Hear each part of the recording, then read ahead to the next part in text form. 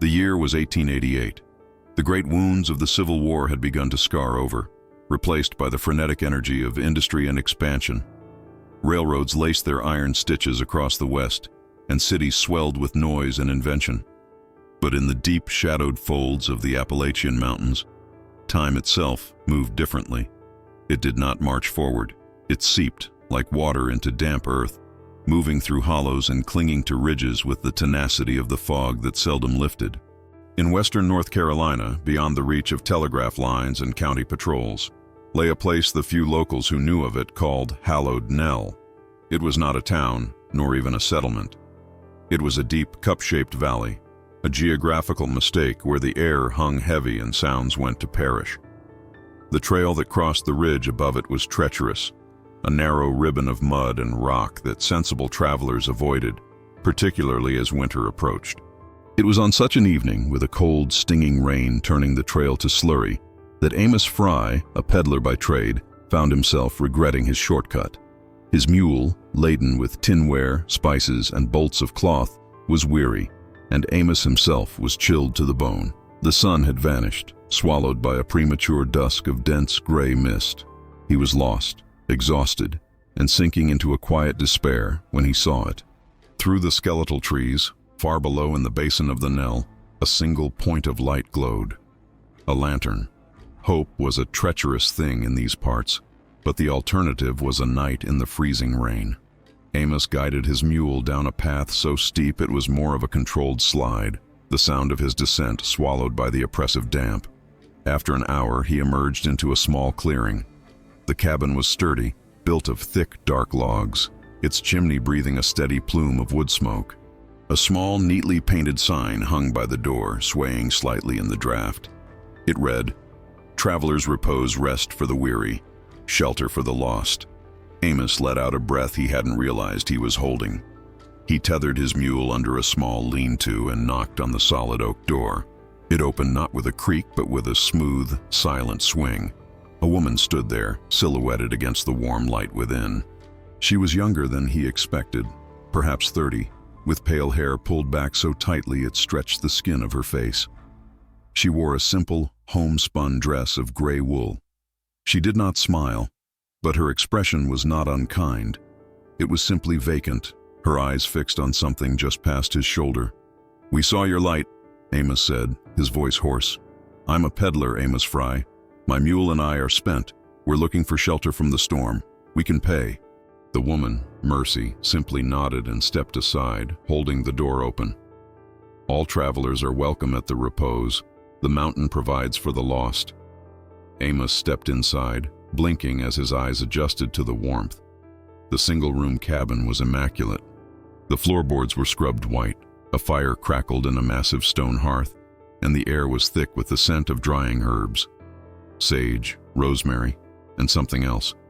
A sweet, coppery smell he couldn't place. Another woman sat in a high-backed chair by the fire, facing away from him. She was older, her dark hair streaked with silver and coiled in a severe bun.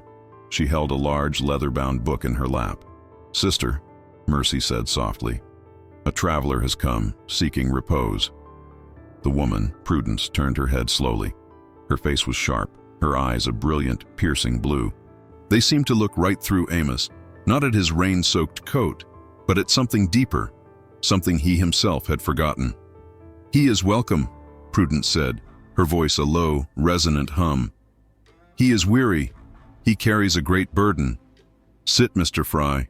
Rest your soul." Amos, unnerved but grateful, sat on a small stool near the fire. Mercy ladled thick stew into a wooden bowl and handed it to him, along with a tin cup of steaming tea. "Our own blend," Mercy whispered, "for comfort." The stew was rich, full of root vegetables and savory meat.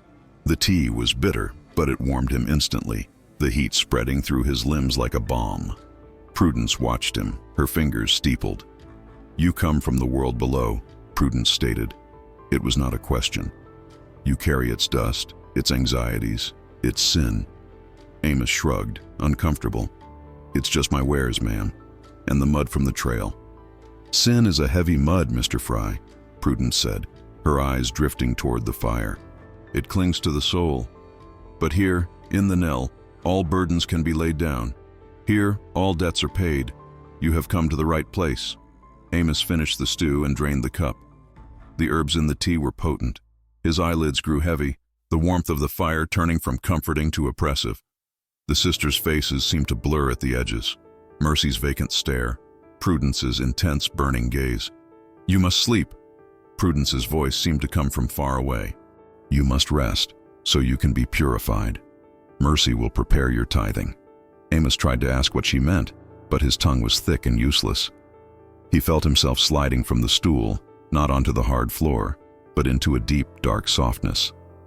The last thing he saw before the blackness took him was Sister Mercy, her pale eyes finally focused on him, brimming with what looked like a profound, terrible pity. The sisters had not always been keepers of the repose.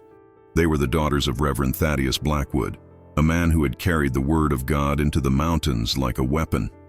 He was a preacher of a forgotten denomination, one that saw sin in the rustle of leaves and damnation in the babbling of a brook. He believed the world below, the towns, the cities, the very notion of progress, was a festering wound, and that the only pure place left on earth was the high, untouched wilderness. He had brought his young daughters, Prudence and Mercy, to Hallowed Knell in 1870, fleeing a congregation in Tennessee that had found his doctrines too severe, his judgments too final. He built the cabin with his own hands, teaching his daughters that the mountain was their true church, the fog its holy smoke, and the deep, silent ravine at the valley's edge. The knell was its font. Thaddeus Blackwood was a man of profound, roaring passions, and he poured all of them into a single, massive journal. It was not a diary, but a testament. In it, he transcribed his conversations with the mountain. He wrote of the sickness in the soil, a corruption that seeped from the lowlands. He detailed his visions of a coming purification, a cleansing that would wash the world clean, leaving only the righteous in their mountain ark. Then, one winter morning in 1881, Thaddeus Blackwood vanished. Prudence, then 20, found his journal on the table, open to a final scrawled passage. "The tithe must be paid. The knell demands its price. I go to settle the account." Prudence, who had inherited her father's iron will but none of his fleeting warmth, saw this not as the final act of a broken mind, but as a holy ascension. Her father had not left them. He had been taken by the mountain, the first perfect offering. He had left her, the eldest, as the inheritor of his sacred duty. She took his journal, and it became her gospel. From its paranoid ravings, she constructed a terrible, coherent theology. The world below was damned. Travelers from that world carried the weight of its sin in their very bones. The sign, "Travelers Repose," was her father's instruction, to offer them rest. Hallowed Knell was the place of purification, and the tithe, that was the price. Prudence taught Mercy, who was younger, softer, and terrified of her elder sister, that their father's gospel demanded a redemption. Sin, Prudence preached, was a physical weight, a burden that had to be physically removed from the world. It had to be given back to the earth, to the deep, dark, hallowed knell that had accepted their father. Their mission was not one of malice. In Prudence's warped understanding, it was an act of profound charity. They were saving these lost souls. By stopping their hearts, they were freezing their accounts, preventing them from accruing more sin. By tithing their physical forms to the deep ravine, they were unburdening them, allowing their purified souls to ascend. The herbs Mercy prepared were part of this ritual. The tea was a blessing, a way to send the traveler to sleep without fear, so their soul could be released gently. Mercy's role was that of the purifier. She administered the tea. She prepared the vessel afterward, stripping it of its worldly possessions, the dust of sin Prudence spoke of. And, in the dead of night, it was Mercy who would take the weighted, burlap-wrapped tithe to the edge of the ravine. For 7 years, they had been the keepers of the knell. Prudence, the high priestess of their macabre gospel. Mercy, the silent, weeping acolyte who carried out its terrible work, her hands stained by the scent of lye, rosemary, and the sweet, coppery smell of the inevitable. Weeks passed, and the winter of 1888 deepened its hold. In the nearby town of Havenwood, a muddy, bustling logging town some 30 miles down the mountain, Sheriff Brody Grimes had more problems than he could count. Havenwood was a place of hard men, easy spirits, and frequent disputes. A missing peddler was low on his list of priorities, but Deputy Silas Croft was different. Croft was young, barely 25, and had come to Havenwood from the flatlands, bringing with him a naive belief in ledgers, rules, and procedure. He was a rational man, and the vague, superstitious fears of the mountain folk irritated him. When the owner of the Havenwood General Store reported that Amos Fry was 3 weeks late for his supply run, Croft took the report seriously. He spent 2 days tracing Fry's route. He spoke to farmers and trappers. The trail was cold, but consistent. Fry had been seen heading toward the treacherous high pass, the one that ran over the ridge above Hallowed Knell. On a cold, clear morning, Croft rode out. He was not a mountain man, and the trail tested his resolve. The silence was unnerving, broken only by the crack of his horse's hooves on the frozen ground. He, too, felt the oppressive weight of the knell as he descended into it. He found the cabin, Traveler's Repose, and noted the fresh-painted sign with suspicion. He knocked. Mercy opened the door, her eyes as pale and flat as a winter sky. "Ma'am, Deputy Silas Croft, from Havenwood. I'm looking for a man. A peddler, Amos Fry. Passed this way some weeks back." Before Mercy could speak, Prudence's voice cut through the air from within. "He was here, Deputy. He partook of our hospitality." Croft stepped inside, his hand resting on the butt of his revolver. The cabin was just as Amos had seen it, immaculate, warm, and smelling of herbs. Prudence sat in her chair, the great book on her lap. "He was a weary man," Prudence continued, her piercing blue eyes fixed on Croft. "He carried the world on his back. We gave him food, and he drank of our tea. He slept by the fire." "When did he leave?" Croft asked, pulling out a small notebook. "The next morning," Prudence said smoothly. "He was grateful. He said he felt lighter. We blessed him, and he continued on his path over the ridge." "Which path?" "The mountain guides the righteous," Prudence said, a faint smile touching her lips. He was no longer lost. Croft's eyes scanned the room. It was too clean. There was no clutter, no sign of personal life, save for the strange, unsettling carvings in the wooden mantel. Symbols that looked like twisted knots and weeping eyes. He turned to Mercy, who was scrubbing a section of the floor near the hearth. "And you, ma'am? You saw him leave?" Mercy's hand stilled in the bucket of lye water. She did not look up. "As my sister says," she whispered. "He left."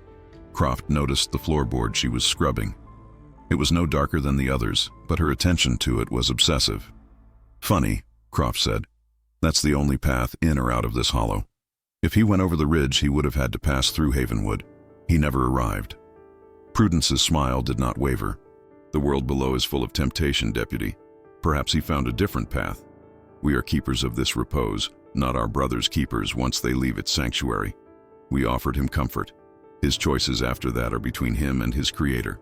Croft felt a chill that had nothing to do with the weather. It was the chill of her certainty, her absolute calm conviction. He looked at her, then at the silent, scrubbing Mercy. "Do you get many travelers here?" "The mountain provides," Prudence said, closing her book. "We turn none away. All who are lost are welcome. All who are weary find rest. Will you be staying, Deputy? The tea is hot." "No," Croft said, backing toward the door. "I'll be on my way." He left the cabin, the feeling of Prudence's gaze like a physical weight on his back. He mounted his horse and did not look back until he had cleared the ridge. He had found no evidence, but he was certain of one thing. Amos Fry never left Hallowed Knell. Not all who lived in the mountains sought the company of others. Higher up the ridge from Hallowed Knell, in a small dugout shelter built into the rock face, lived Elijah Boone. Elijah was what the folks in Havenwood called a hermit, or more unkindly, mountain mad. He had lived alone for 30 years, subsisting on traps, foraging, and a deep, abiding silence. Elijah was not mad. He was an observer. From his perch, he could see the entirety of Hallowed Knell spread out below him. He had been there when Thaddeus Blackwood first arrived with his 2 small daughters. He had heard the Reverend's nighttime ranting, shouting his sermons at the moon. And he had been there the morning Thaddeus walked to the edge of the great ravine and did not return. He had watched the girls grow up, isolated and strange. He watched Prudence become the mirror of her father, her posture rigid, her voice carrying the same unsettling authority. He watched Mercy become her shadow, a pale, silent creature of chores. And he watched the traveler's repose begin its work. Elijah had a powerful spyglass, his one prized possession, salvaged from a riverboat wreck decades ago. With it, he watched the cabin. He saw Amos Fry arrive, and he knew, just as he knew the patterns of the hawks, that the peddler would not be leaving. He had seen others, a pair of young men, prospectors by the look of their gear, an old woman walking from Tennessee. They would arrive at dusk, drawn by the lantern. The cabin door would open and swallow them, and they would not emerge. What Elijah saw next was the ritual. A day or two after a traveler arrived, he would see smoke rise from the chimney, but it was not the clean smoke of pine. It was a thick, greasy, acrid smoke, as if they were burning something unnatural. Then, always in the dead of night, he would see the cabin door open. Mercy would emerge, dragging a heavy, long burlap sack. She would drag it from the cabin, past the woodpile, to a place behind the house that the sisters called the garden. This garden was another one of Elijah's puzzles. It was dug into the rocky soil near the edge of the ravine, a place that got little sun, yet the vegetables that grew there were unnaturally large and vibrant, dark leafy greens, massive pumpkins, and blood-red beets. But Mercy would not go to the garden with her burden. She would go past it to the very edge of the Nell, the great dark chasm that gave the valley its name. It was a sheer drop of hundreds of feet, a place where the mountain had cracked open. Elijah would watch through his spyglass as Mercy, her small frame straining, pushed the heavy sack over the edge. He could not hear the impact, as the Nell seemed to absorb all sound, but he would see her shudder, then return to the cabin, her duty done. Elijah also saw where she processed the traveler's belongings. Near the garden was a great dark standing stone, one the father, Thaddeus, had used as an altar. Here, Mercy would leave small offerings to the mountain, a pocket watch, a belt buckle, a tin cup. Other items, coats, boots, wares, she would burn in a stone-lined pit, the source of the acrid smoke. Elijah Boone watched it all, and he knew it was a darkness he could not face alone.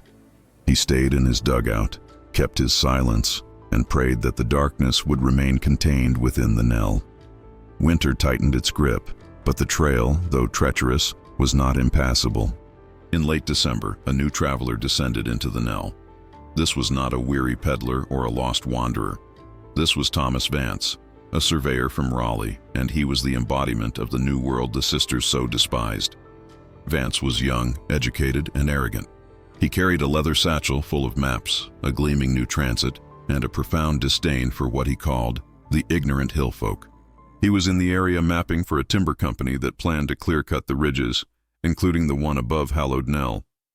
He hadn't intended to stop, but the lure of a hot meal and a dry roof was too strong. He strode into the cabin without knocking, brushing snow from his fine wool coat. "I'm Thomas Vance. I'll be taking my supper here. I'll need a bed for the night. I'm surveying this land for the Carolina Timber Company." Prudence, who had risen from her chair, regarded him with a chilling stillness. Her blue eyes glittered in the firelight. In this man, she saw not just a visitor, but a vessel overflowing with the most potent of sins, pride.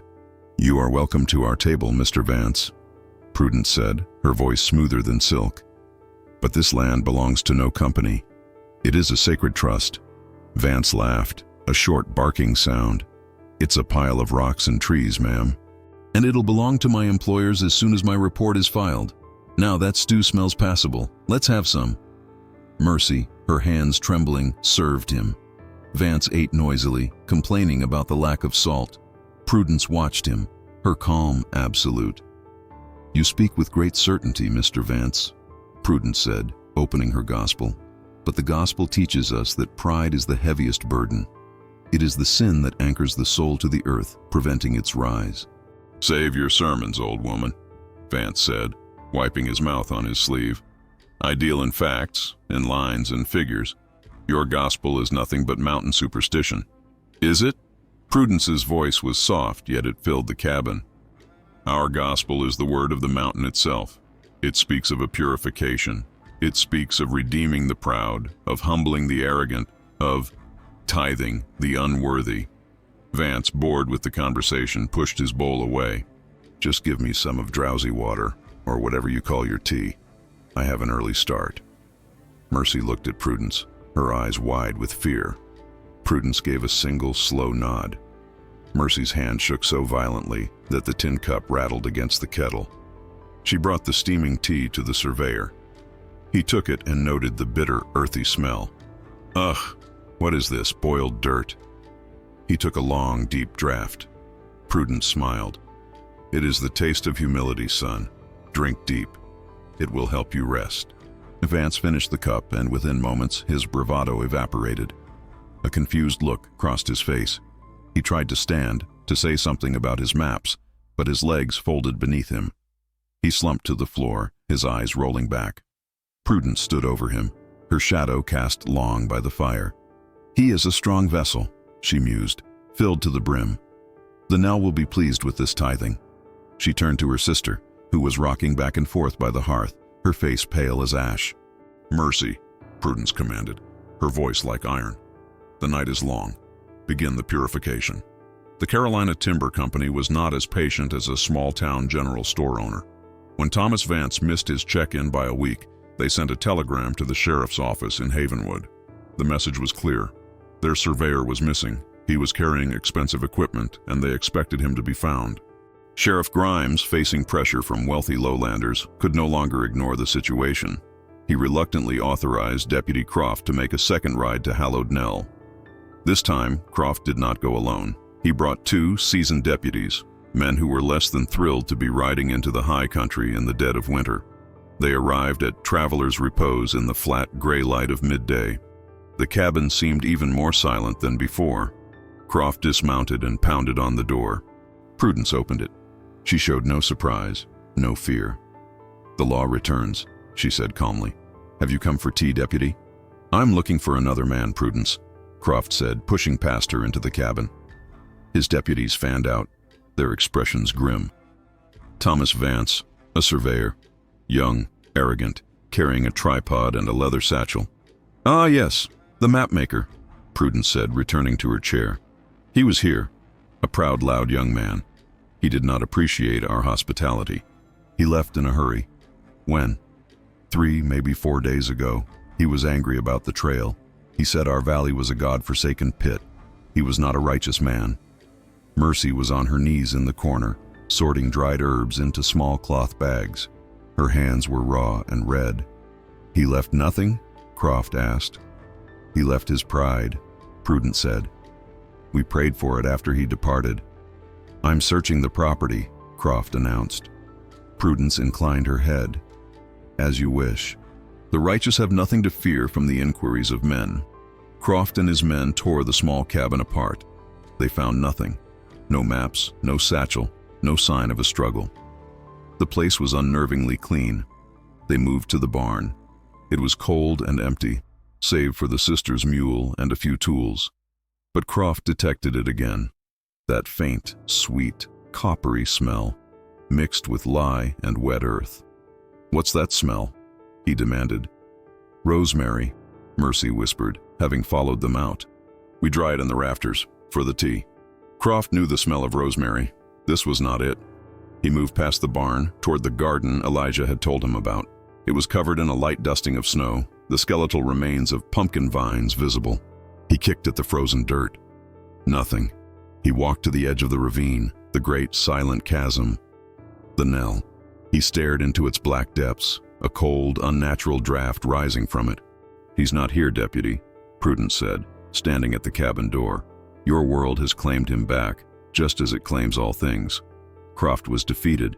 He had nothing, no body, no evidence, no confession. He signaled for his men to mount up. As he swung his own leg over the saddle, he passed by Mercy, who was standing by the woodpile, her back to her sister. As he passed, her hand darted out, quick as a snake. She pressed something small, cold and metal into his gloved palm. Crowdieft closed his hand around it, his heart pounding. He did not look at it. He just nodded to Prudence. "We'll be back," he said. "You are always welcome," Prudence replied, her blue eyes shining. "All are welcome at the repose." Croft and his men rode out of the hollow. Once they were on the ridge, safe from the oppressive silence of the knell, he opened his hand. It was not a button this time. It was a small brass compass, the kind a surveyor like Thomas Vance would carry on his belt. Prudence had seen the exchange. From the cabin window, she had watched Mercy's subtle, lightning-fast movement. She had seen the flash of metal as it passed from her sister's hand to the deputy's. When the sound of the horses faded, Prudence turned to Mercy. She did not raise her voice. She did not have to. Her stillness was more terrifying than any rage. "You have broken the covenant, Mercy," she said, her voice a low vibration. "You have let the world's corruption into our sanctuary. You have sided with the unrighteous." He was asking. Mercy stammered, backing away. "He is a serpent, and you have offered him the apple. The sin of doubt is now upon this house, upon you." Mercy's punishment was swift. Prudence did not strike her. She decreed a purification. "You will go to the cellar," Prudence commanded. "You will fast for 2 days and pray for forgiveness. You will commune with the tithed and remember your sacred duty." The root cellar was a dark, frigid hole beneath the cabin, accessible by a heavy trapdoor in the floor. It smelled of damp earth, potatoes, and the lingering sweet odor that permeated the entire property. Prudence locked the trapdoor from above, plunging Mercy into absolute darkness. Mercy wept, her body shaking from cold and terror. She had spent her life terrified of her sister, terrified of the gospel, and terrified of the shadows in the cellar. But on the second day, a sliver of light from a crack in the foundation illuminated something she had never seen before. A single stone in the wall was loose. Her father had always told them never to touch the foundation. Her terror was eclipsed by a sudden, desperate curiosity. Her fingers, numb and raw, worked at the mortar. The stone came loose, revealing a small, dark cavity. Inside, wrapped in oilcloth, was another book. It was not the great, ornate gospel. This was a small, simple ledger, its pages filled with their father's cramped, frantic handwriting. This was not a testament. This was a journal. Mercy's blood ran colder than the cellar floor as she read. The words were not those of a prophet, but of a man unraveling. October 1880. "The sickness in the soil is stronger this season. The herbs I planted have turned. They grow with a strange vigor, but the tea they make, it brings visions. Dark, hungry visions. November 1880. I see it now. The knell is not a font. It is a mouth. It is hungry. It whispers to me at night. It demands sustenance. January 1881. I have been using the herbs on the animals. A fox, a deer. They fall into a sleep, but it is not sleep. It is a cold, still, waiting. I gave the fox to the knell. The whispering stopped for a night. March 1881. Prudence believes my words. She sees prophecy in my madness. She is strong. She will be the new priestess. But Mercy's heart is too soft. The mountain will devour her. April 1881. The tithe must be paid. The knell demands its price. It is weary of animals. It wants the sickness of the lowlands. It wants us. I will settle the account. I will not let it have my daughters. Mercy dropped the journal. It was all a lie. Her father had not ascended. He had not been a prophet. He was a man driven mad by the very herbs they were now using. A man who had ended his own life in the ravine to settle the account with a hunger he believed to be real. Prudence had not just inherited a gospel. She had inherited her father's madness, twisting it into a doctrine of purification. They weren't saving souls. They were feeding a dark, empty hole in the ground, just as their father had. When Prudence finally opened the trapdoor, the woman who emerged was not the timid, weeping Mercy. It was someone else, someone broken, and someone finally, with nothing left to fear. Elijah Boone had seen the deputies come and go. He had seen the anger in Prudence's rigid spine as she watched them leave. He knew something had shifted. The fragile, terrible balance of hallowed knell had been disturbed. He kept his spyglass trained on the cabin, even as night fell. He saw the trap door open, and he saw Mercy emerge, but she was not the same. Her usual shuffling gait was gone. She walked with a dreadful, rigid purpose. That night, Elijah witnessed the ritual more clearly than ever before. A wagon had appeared at the cabin, its wheel broken. A family, a man, a woman, and a younger man, their son. Elijah's heart sank. 3 of them. He watched through the night. The cabin was quiet for hours. Then, in the darkest hour before dawn, the door opened. Prudence emerged, holding her gospel. She walked to the edge of the ravine and began to chant, her voice a low, rhythmic drone that the knell seemed to absorb. Then Mercy came out. She was dragging the first sack. It was impossibly heavy. She dragged it past the garden, to the edge of the chasm, and pushed it over. She did not weep. She did not hesitate. She returned to the cabin. She emerged with the second sack. She repeated the action. She returned for the third. As she pushed the final tithe into the blackness, she stood at the edge, staring down. Prudence, her chanting finished, placed a hand on her sister's shoulder. Elijah saw Mercy shrug it off, a gesture of defiance he had never witnessed. Mercy turned and walked back to the cabin, leaving Prudence alone by the ravine, a dark silhouette against the first, faint gray light of dawn. Elijah, his hands shaking, lowered his spyglass. He had watched Prudence rule through fear and Mercy obey through it. Now he had seen something new. A sister whose fear had finally been burned away, replaced by an emptiness that was perhaps even more terrifying. He knew he could no longer just watch. He had to find the deputy. Deputy Croft rode into Havenwood with the brass compass burning a hole in his pocket. He stormed into Sheriff Grimes's office and threw the compass on the desk. "That," Croft said, his voice tight with anger, "belonged to Thomas Vance, the surveyor. The younger sister, Mercy, slipped it to me.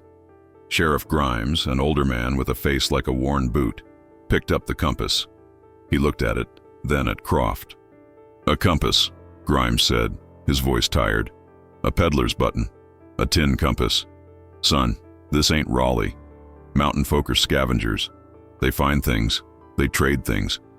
For all you know, Fry gave the woman that button as a gift. For all you know, Vance dropped this compass, and the girl found it. She was terrified, Sheriff. She passed it to me in secret, and that place, it's not right. It's too clean. And the smell, herbs, Croft, lie. It's a clean cabin, and you're holding it against them. You're letting a pair of old spinsters spook you. You're letting the mountain get in your head. They're taking them, Sheriff," Croft insisted. "Fry, Vance, who knows how many others. They're doing something to them." "Doing what? Where's the proof? Where are the bodies? You said yourself you searched the property. You found nothing. You're asking me to arrest 2 women who by your own account are pious and clean, based on a button and a compass? So what's the explanation?" Croft demanded. Grimes sighed, leaning back in his chair. "The explanation is that the mountains take people. It's what they do. Men get lost. They fall in ravines. They freeze. They get turned around and walk for weeks stark mad until they just lay down. It's a hard land, Croft. It doesn't need monsters. It's monstrous all on its own. You're chasing shadows. I am going back, Sheriff, with or without your blessing." "You are not," Grimes said, his voice hardening. "You will not ride into that holler armed and accuse those women. Not without proof. You're a deputy of the law, not a vigilante. You're on patrol in town until I say otherwise. This case is closed, pending actual evidence. Am I understood?" Croft stared at his superior, his jaw tight. He snatched the compass from the desk. "Understood, Sheriff." He walked out of the office, but he was not beaten. He was enraged. He now knew what Sheriff Grimes had just confirmed. He was completely, utterly on his own. He went not to the saloon, but to the town's small records office. If he couldn't find a body, he would find a history. He began to dig, searching for any record, any mention of Thaddeus Blackwood and his daughters. The Hawley family, Joseph, his wife Martha, and their adult son Peter, had not intended to go anywhere near Hallowed Nell. They were moving from Tennessee to Oregon, and their wagon, overladen and old, had chosen this God-forsaken pass to split an axle. They were Methodists, God-fearing and practical. When they saw the Traveler's Repose sign, They thanked the Lord for his providence. Prudence was ecstatic. A holy trinity of sin to redeem. The father, Joseph, was worldly, his mind on his broken axle and the coin in his pocket, the sin of greed. The son, Peter, was strong and hale, looking at Mercy with a flicker of interest, the sin of lust. The mother, Martha, was frail, complaining of the cold and the rough accommodations, the sin of sloth. This would be Prudence's greatest tithing. But the Holleys were wary. They were a family, a unit. They watched each other's backs. "We're grateful for the shelter, ma'am," Joseph Hawley said, "but we'll have to impose. We need to fix our axle come morning." "The mountain provides," Prudence said, her eyes glittering. "Rest tonight. Mercy, prepare the tea. Our guests are weary." Mercy, who had been silent since emerging from the cellar, moved to the hearth. Her hands, however, were steady. The journal had not just broken her, it had remade her. She knew the herbs, she knew their power. And she knew her sister. She prepared the 3 cups, her back to the room. She brought them to the table. As she set the last cup down, her sleeve accidentally caught the edge of Joseph Hawley's cup. It spilled, the dark, bitter liquid pooling on the table. "Clumsy!" Prudence hissed. "My apologies," Mercy whispered, her eyes down. I will fetch a cloth." She rushed to the back door, unlatched it, and slipped into the night, grabbing a shawl as she went. Prudence stared at the spilled tea, then at Mercy's fleeing form, and for the first time, a flicker of doubt crossed her face. The ritual was broken. "The girl is unwell," Prudence said, forcing a smile. "No matter, tea is not required for rest. I have something better. Blessed water, from the spring that fed my father's spirit." She went to a cabinet and produced a stone jug and 3 tin cups. "Drink," she commanded, her voice regaining its authority, "and be cleansed." Joseph Hawley, suspicious but thirsty, took a cup. His wife and son followed. The water was cold and sweet. Within minutes, Martha's head slumped. Peter's eyes glazed over. Joseph, the last, realized what was happening as the floor began to tilt. He saw Prudence standing over them, her face triumphant. What have you?" He tried to stand, lunging for her. Prudence was a woman of the mountains. She was wiry and preternaturally strong. She sidestepped his clumsy lunge and picked up the heavy iron poker from the hearth. "Your tithing is due, Mr. Hawley," she said. Joseph Hawley made one last, desperate grab for her. Prudence swung the poker, striking him hard across the temple. He collapsed, his body hitting the floor with a sickening thud.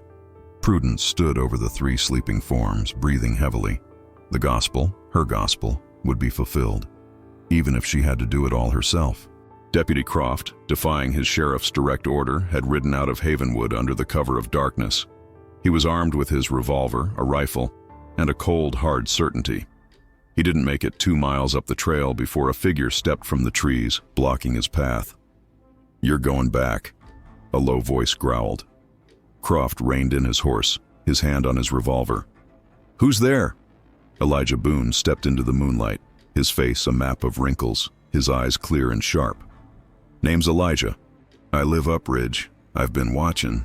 You were right to be spooked, son, but you're wrong to go alone. Get out of my way, old man.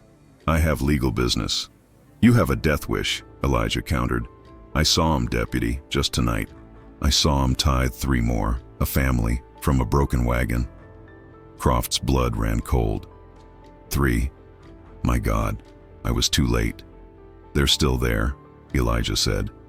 "The sister, Prudence, she's preaching to the ravine. The younger one, Mercy, she's gone back inside. But something's wrong. The whole hollow feels agitated." "Where is the younger one now?" Croft asked, his mind racing. "She ran," Elijah said, "just before the Hawley family succumbed. She ran into the woods. I saw her go.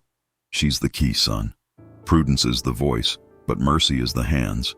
Just then, a sound came from the woods behind them. A frantic, sobbing gasp. Mercy stumbled onto the trail, her gray dress torn, her face streaked with tears and dirt. She saw Croft and his horse and froze, her eyes wide with terror. He's come," she whispered. "Who, Mercy? Who's come?" Croft said, dismounting slowly. "You," she said, her voice breaking. I spilled the tea. I tried. But she used the blessed water. She struck him. The man, she struck him down. Mercy collapsed to her knees, her body convulsing with sobs. I can't, no more. The garden, the ravine. It's not a gospel, it's not. It's just a lie. It's just her. And the smell. Tell me, Mercy, Croft said, kneeling beside her, his voice suddenly gentle. Tell me what she does. And it all came out. In a torrent of half-mad weeping confession, Mercy told him everything. The travelers, the herbs, the purification, the weighted sacks, the ravine, the gospel, the 2 journals, the lie of their father. She's at the knell, Mercy choked out. She's tithing the last one. She sent me for the last sack, but I ran. Croft's face was pale stone. He looked at Elijah. Stay with her. Like hell, Elijah said, pulling a large hunting knife from his belt. I've been watching this sickness for 7 years. I'm seeing it end. Croft nodded. He helped Mercy to her feet. Take us there, Mercy. Take us to your sister. They moved through the woods, avoiding the cabin, and approached the clearing from the side, near the edge of the great ravine. The fog was thick, swirling in unnatural currents around a single unmoving figure. Prudence was standing where Mercy had left her, at the very edge of the knell. She was not tithing a body. She was simply standing there, her great gospel held to her chest, her face turned toward the blackness of the chasm. She was pre-rocking slightly, humming a discordant tune. Prudence Blackwood, Croft's voice boomed, sharp and clear. It's over. By the authority of Havenwood County, you are under arrest. Prudence turned, her movements slow and deliberate. Her face, when it caught the moonlight, was not angry, nor fearful. It was ecstatic. The law, she breathed. The serpent has come into the garden, just as Father prophesied, and he brings with him the betrayer, the Judas, my own flesh. She fixed her burning blue eyes on Mercy, who cowered behind Elijah. Did you tell him, child? Did you speak of the holy tithing? It's not holy, Mercy screamed, her voice cracking. It's a lie. Father's journal. He was mad.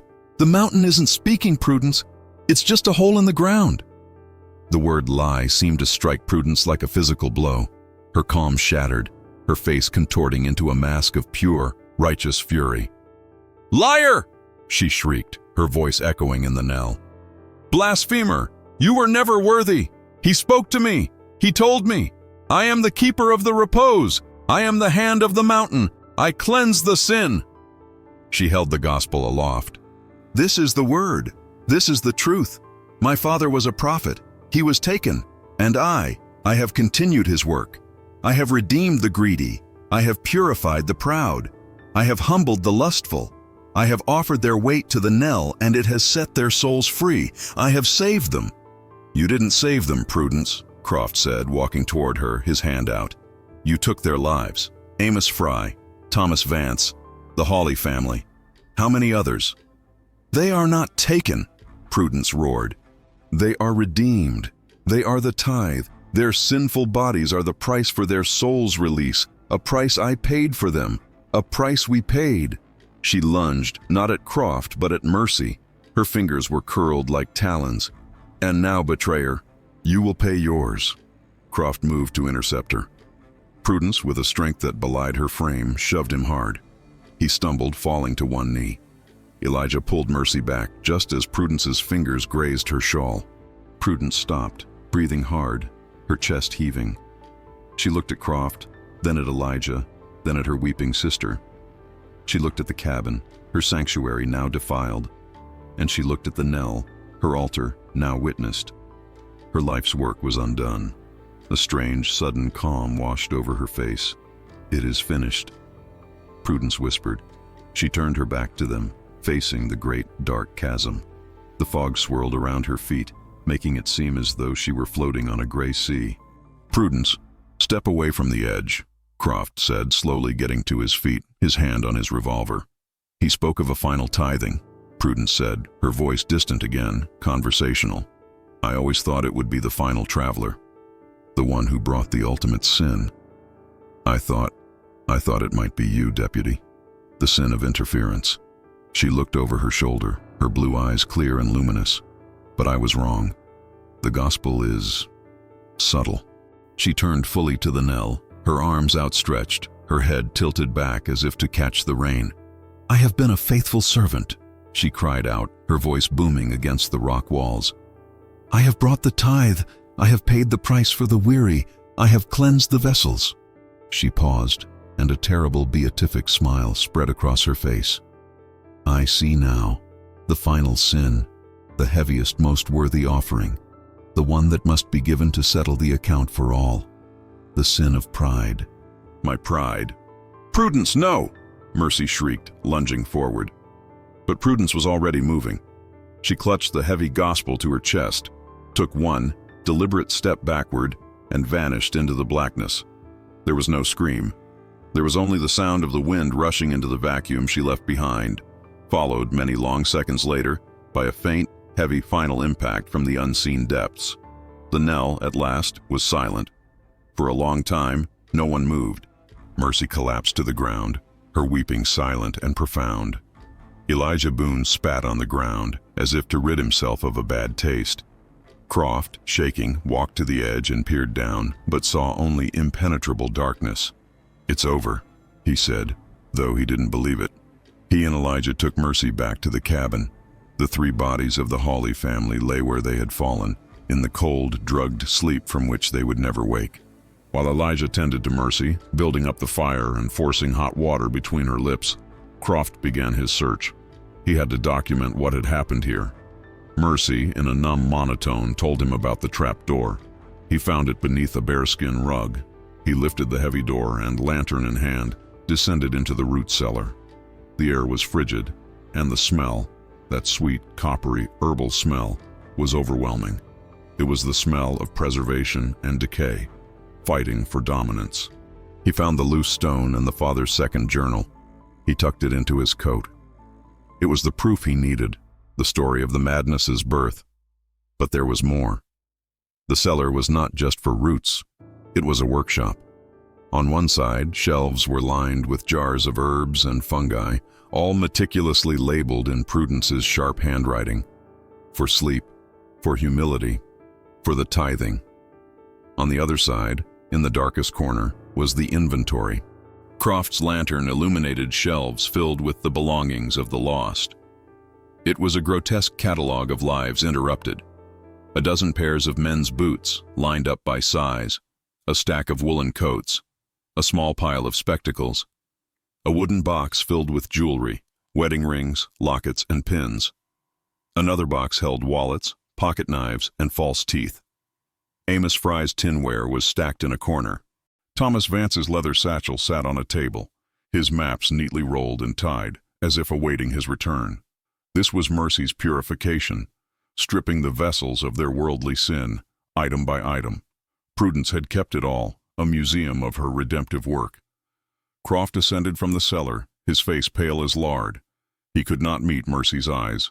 He now understood the true, methodical nature of the sister's gospel. It was not just a fit of passion. It was a system, practiced and perfected over 7 long years. Mercy Blackwood was taken back to Havenwood. She was never put on trial. The town doctor, along with a specialist from Raleigh summoned by Croft, declared her irretrievably broken in mind, a victim of her father's and sister's profound and violent madness. She was committed to the state hospital for the insane, where she lived for another 40 years. The staff noted she was a model patient, quiet, harmless, and obsessed with a single task. She spent her days scrubbing the asylum's floors, over and over, whispering to herself, "It must be made clean. The tithing must be clean." Deputy Silas Croft led a team of men back to Hallowed Knell, this time with ropes and climbing gear. They spent a full day attempting to descend into the ravine. The chasm was too deep, its walls too sheer and unstable. The rising, unnatural drafts extinguished their lanterns. They recovered nothing. Not Prudence, not her gospel, not the dozens of tithes she had offered to the mountain. The bodies of the Hawley family were carried out and given a Christian burial in Havenwood. The cabin, Traveler's Repose, was doused in kerosene and burned to the ground. The townsfolk, led by Sheriff Grimes himself, watched the flames leap into the sky, a purging fire to cleanse the hollow of its macabre history. Silas Croft resigned his badge the following week, the compass and the button he placed in the town's evidence locker, where they were eventually lost to time. He could no longer stomach the law, nor the mountains. He moved west, to the flat, open plains, where he could see the horizon in all directions, and where there were no shadows deep enough to hide a secret. Hallowed Knell remains empty. The forest reclaimed the clearing, covering the ashes of the cabin and the unnatural garden. The trail over the ridge is gone, washed away by a century of storms. Locals, and even the timber companies, give the valley a wide berth. They say the place is sour, but the legend endures. They say that on nights when the fog is thick enough to pour, if you stand on the ridge, you can still hear the echo of a woman's voice rising from the ravine.